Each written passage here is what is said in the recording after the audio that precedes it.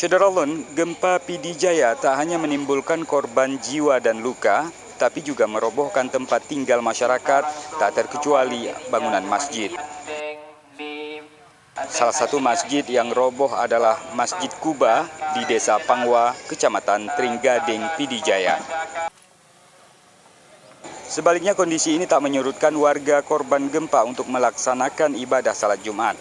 Prosesi ibadah ini pun berlangsung di antara puing-puing reruntuhan. Sementara itu, Syederalun, sampai saat ini gempa susulan masih terus terjadi. Dari Meredu, Reza Munawir, Serambi On TV.